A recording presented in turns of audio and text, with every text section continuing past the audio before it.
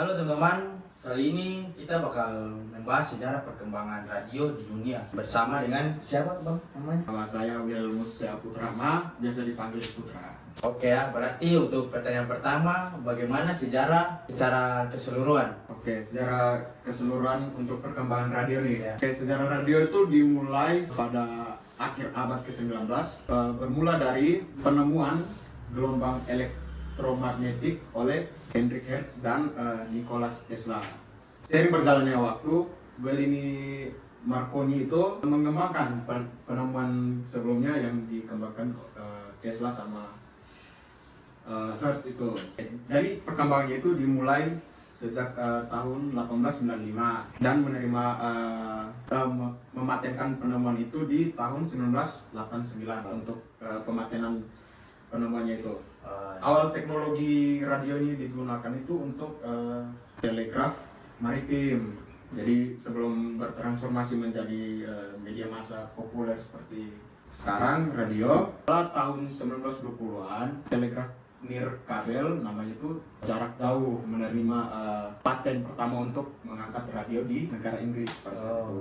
Jadi untuk lebih rincinya setelah 1920-an itu di tahun 1901 transmisi sinyal radio itu secara nirkabel pertama kali berhasil dikirim melintasi samudra Atlantik. Lanjut lagi di tahun 1906 Regional Visioner melakukan siaran audio atau suara dan musik pertama kali di dunia pada malam Natal. Lanjut lagi di tahun 1920-an. Nah, itu lahirnya radio komersial tuh di awal tahun 1920-an. Status radio pertama di dunia dimulai dengan seperti KDKA di Pittsburgh 1920-an dan BBC di Inggris pada tahun 1922. Lanjut lagi nih di 1933. Tahun 1933 itu ada tokoh namanya Edwin Howard Armstrong.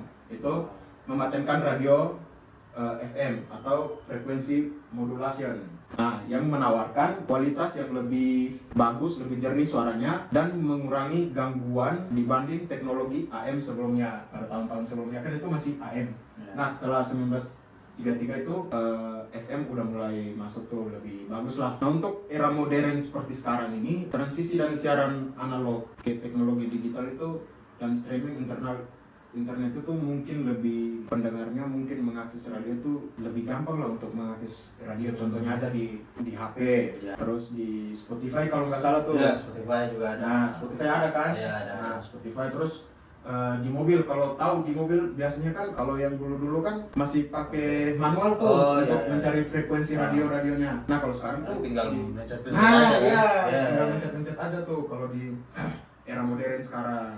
Itu secara singkat perkembangan radio dari tahun ke tahun.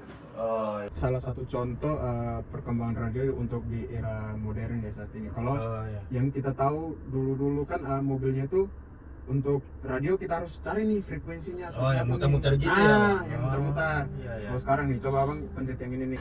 Tinggal. Nah, lebih gampang kan? Iya.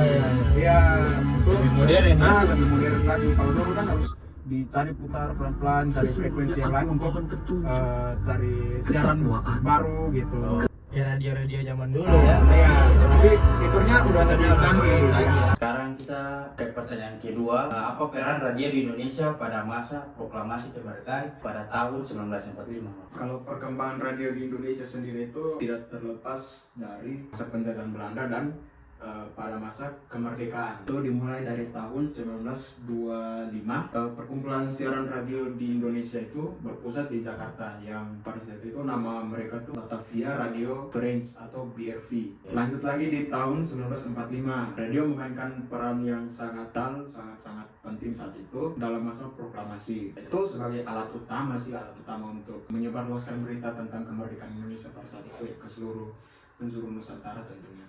Masih di tahun yang sama 1945 pada tanggal 11 September itu Radio Republik Indonesia atau sekarang kita kenal RRI itu resmi didirikan sebagai jaringan radio nasional milik pemerintah. Itu untuk singkatnya aja ya, keterkaitan antara perkembangan radio dan era kemerdekaan Indonesia pada saat itu. Oke, terima kasih penonton, terima kasih untuk narasumber kita. Kita mungkin cukup sampai di sini aja pembahasannya. Terima kasih untuk kalian yang sudah menonton dan menyimak. Cukup sekian dan terima kasih.